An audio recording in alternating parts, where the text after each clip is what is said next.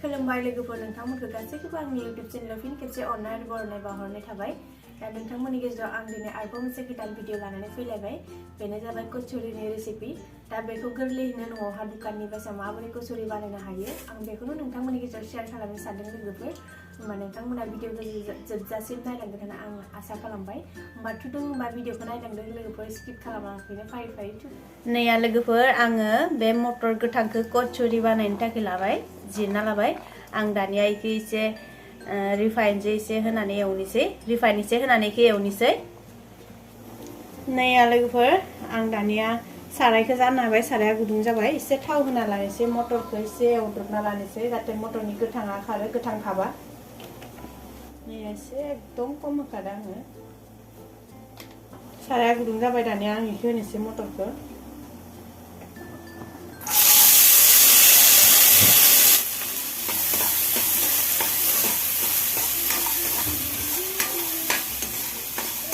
बारा गोबाव एवनाङा, मात्र इनि गोथां भाबाल' खारनांगौ। नैया दानिया आं एवना लानाय मटरखौ बे मिक्साराव एसे पिसिना लागोन। बारा मिहिद्राय पिसिनाङा, ओरैनो नर्मेल, पुरा मिहि खालामनाङा, पिसिना लानानै। नैया आं पिसिना लाबोबाय, पिसिनायखौ खोन्थिनाय जायासै भिडिअआ गोलाव जागोन होननानै। नैया बारा मिहि खालामाखै आं, इफोरबायसा दोनदों, इफोरबायसाहै बारा मिहि खालामाखै। ओमफ्राय इयाव दै होआखै आं, पिसिनायाव जेबो होआखै, दै होआलाफानो पिसिदो। दुन्दिया हाना लानायखौ पिसिनि।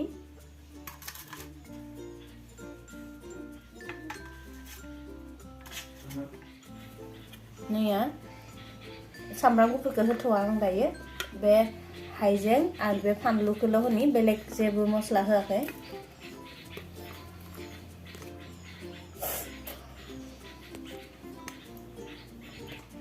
नै आं दानिया दुन्दियाखौबो पिसिना लाबोबाय, दा इखौ मोनसे जायगायावनो दोननोसै।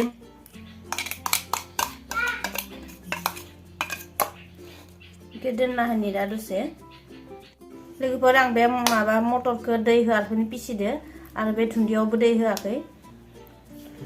नैया बे जाबाय सब मस्ला ना मा होनो इखौ, सब मस्ला। इखौ आं पिसिना लानोसै, देना लानि। ओमफ्राय जिरा इखौ देना लानोसै। ओमफ्राय इ जाबाय दुन्दिया बेगर, इखौबो देना लानि।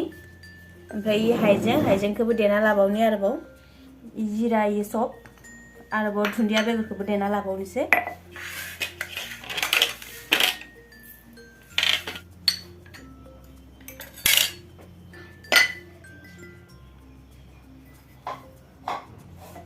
मोनसे जायगायावनो रुना दोनथ'बाय। नैया आङो कचौरि बानायनो थाखाय आलु दरथाम रुना लाबाय। दायो आलुखौ एसे माबा खालामना होनि, नाखौ इदि माबा खालामनि। दानिया मस्लाखौ मोनसे जायगायाव खुरैयावहा होना लानि। नैया बे जाबाय सब लोगोफोर, बे सबखौ नांथारगौ, बे सबानो कचौरिखौ बुहुत टेस्टि खालामो आरोना। ओमफ्राय इयो जाबाय दुन्दिया बेगर, दुन्दिया पिसिनाया, दुन्दिया बेगरखौनो आं पिसिना लादों। ये दुन्दिया पिसिनायखौ होनोसै आङो। ओमफ्राय इयो जिरा पिसिना लानाया, गरम मस्ला पाउडार होबाय आङो, जे इयो काश्मीरी पाउडार होबाय आङो, माबा होबाय इखौ रं, हालदै पाउडार एसे होबाय। संख्रि होनोसै, संख्रिखौ बारा होखायाखै आङो, मस्ला सात मस्ला। इखौ होबाबो जायो, होआबाबो जायो, आं होनोसै एसे सात मस्ला। आं इखौ मस्लाखौ मोजाङै मिक्स खालामना लानोसै, गोराननो मिक्स खालामनाया जाबाय।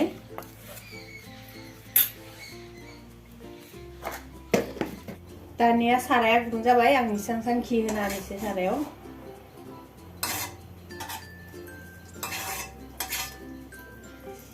एरना होनि। दानिया आं बे आलु रुना लानायखौ एसे एवज्रोमना लानि।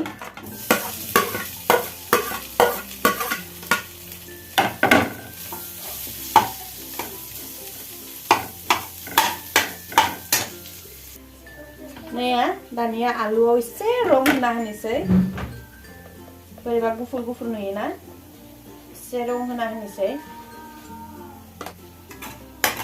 अरखौ गोसा होना लाना खामगोन। रं होनानै 2 मिनिटसो एवबावनोसै आलुखौ एबार मोजाङै नाख्र'ना नाख्र'नानै एवना लानि दानिया नै आलु नाख्र'नाया जाबाय आलु एवनाया जाबाय बोख्लायना लानोसै नै आं बे सारायावनो आरोबाव एसे रिफाइन होना लानोसै रिफाइननि जायगायाव घिबो होनो हायो आं दा रिफाइनखौ होथ'बाय इयाव दहाय आलु एवनायाव घिखौ होनायखाय आं दा रिफाइनखौ होबाय बारा नङा एसे खम होना लानांगौ बारा बुरजा होनाङा दानिया इ थावआवहा आङो जिरा होनोसै नै थावा गुदुं जाबाय दानिया आंनिया गथा जिरा होनोसै एसे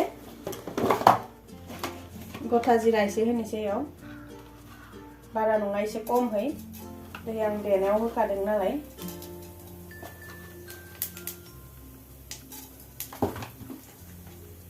नैया दानिया इयावहाय एसे हिं होना होनोसै बारा नङा एसेल' जिरा होनाय थावआवनो एसे हिं होना होनि आङो थावआवनो होबाय हिंखौ हिं होनोबा हायो होआबाबो जेबो नङा या बे जिरा आरो हिं होनाय थावआवहा आङो नैया मिक्स खालामना लानाय मस्लाखौ दहायनि देनायखौ दायाव होना होनोसै होनानै एवनोसै इखौ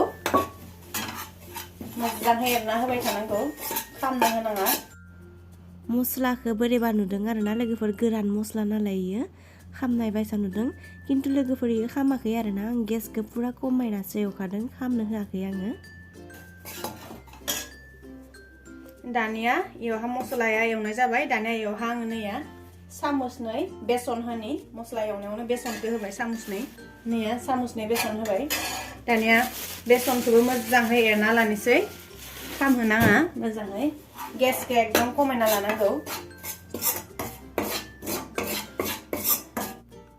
दानिया मस्ला एवनाया कमप्लिट जाबाय 2-3 मिनिट दानिया मटर आरो दुन्दियानि पेस्टखौ होनो हासिगोन पिसिनायखौ इयाव होना होनोसै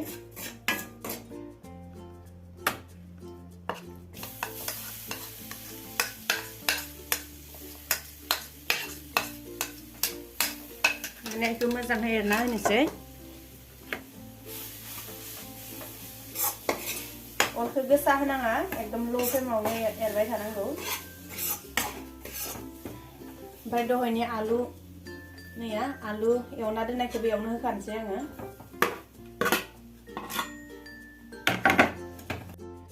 दानिया आलु मटरखौ होनानै आङो 2-3 मिनिटसो एवनोसै गेसखौ खमायनानै बारा गोसा होनाङा गेसखौ नहलेबा खम खामलांगोन ना बेनिखायनो खमायनानै गेसखौ एवनोसै 2-3 मिनिट जाबानो आं बोख्लायसिगोन दानिया मस्ला एवना लानाया जाबाय 2-3 मिनिट जाबाय एवना लानाया दानिया मोनबाय आङो इखौ बन्द खालामना दोननोसै गेसखौ एसे गुसु जागौमानि आङो मैदाखौ नाना लायनोसै लोगोफोर नैया आं कचौरी बानायनो थाखाय बेयावहाय 3 काप मैदा लानोसै रिफाइन होबाय आं मैदायाव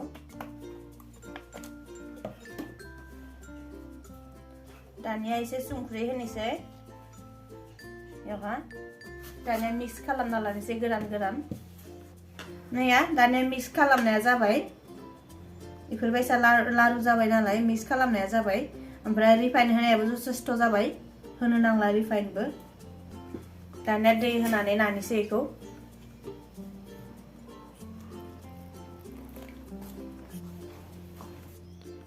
दैखौ खेबसेयावनो बुरजा होनानै नाना लानाङा नङाबा गेफे जागोन दा इफोरबायसानो मिडियाम खालामना लानांगौ बारा गोराबो नङा बारा गुरैबो नङा नानाया जाबाय दानिया इखौ 5 मिनिटसो खोबना दोनथ'नि खोबगौमानि आङो दहायनि आलु मटर एवनायखौ लारु खालामना लानि गुसु जाबाय इयो मस्लाखौ खोबना दोननोसै 5 मिनिटसो नैया दहाय बे मस्ला एवनायखौ आं दानिया इयावहा लारु खालामनि लोगोफोर आंना नैया मटर आरो आलुनि पेस्टआ जाबाय दानिया माबोरै नुदों बाङाय गोसोम सोमब्रेब्रे नुदोंना लोगोफोर नाथाय इयो खामाखै दे नोंथांमोना खामदों साननाङा मानो इफोरबायसा जादों इयो मानोना जों दुन्दियाखौ आरो मटरखौ एकेलगे माबा मिक्सार जेन्टाराव पिसिनानै एवदों नालाय इनिखायनो इदि बोरैबा गोसोम ग्रिन टाइप जादोंना किन्तु जोबोर गोथाव जादों आरोना लोगोफोर इयो आं मोनसे जाना नायदोंमोन खामदोंना साना नोंथांमोना दुन्दियानि थाखाय इदि जादों कालारा नैया दानिया मैदाखौ आं लाबोबाय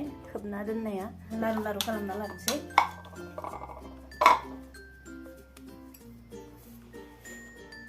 नैया दानिया आं बे लारुखौ बानायबाय मैदा लारुखौ आं नैया बानायबाय दानिया बे आलुनि खिरि माने बे मस्लानि खिरि एसे गिदिर लानांगौ आरो ना बारा गिदिरद्राय नङा बारा फिसाबो नङा जास्ट इनि खिरि बाङाय गिदिर आरो ना इ बाङाय गिदिर जानांगौ गासैखौबो इफोरबायसा खालामना लानोसै आङो नैया दानिया गुल खालामना लाबाय आङो दानिया इखौ बे बेलनायाव आखाइजों इदि नालायना माबा बेलना बारिजों नालायनाङा आखाइजों इदि नादाब्लेबना होबाय आङो नादानानै इदि नारनानै आखाइजों इदि फुवारबाय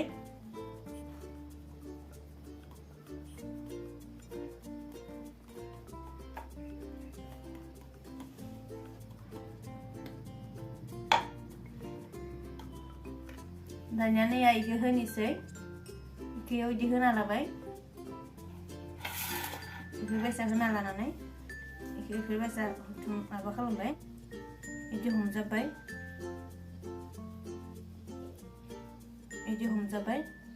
हमजाबनानै इफोरबायसा खालामबाय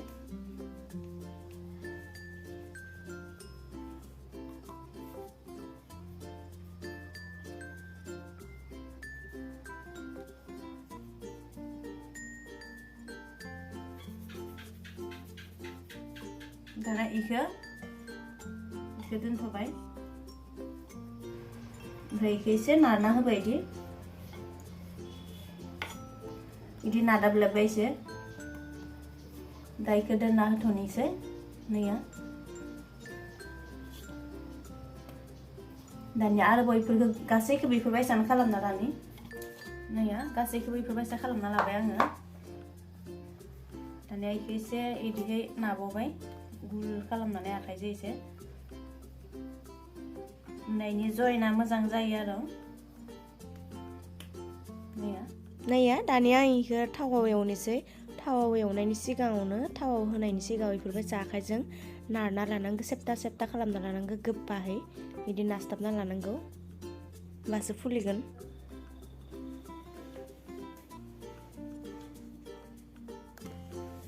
गासैखौबो इफोरबायसा खालामजोबना लाबाय दानिया थावाव फ्राय खालामनोसै नाय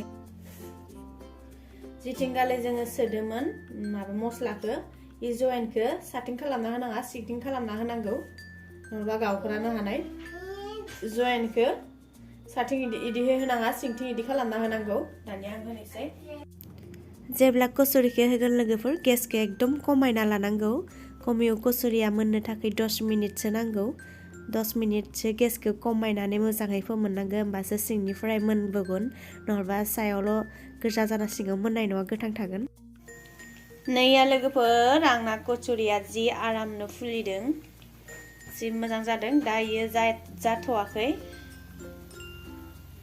गोजा जारेमरेम गोजा जानांगोन होमबानिया थिखांगोन इखौ जाबाय लोगोफोर बर'निसै आङो मोनबाय कचुरिया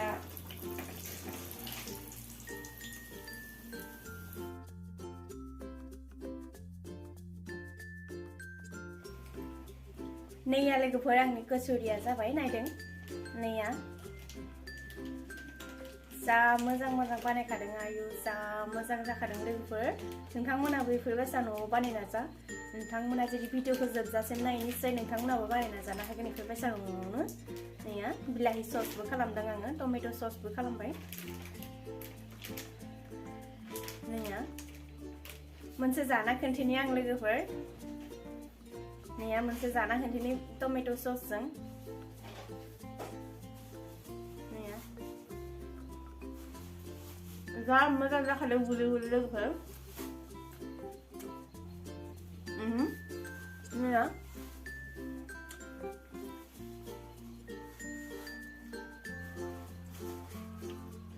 बायसा मोजां जादों लोगोफोर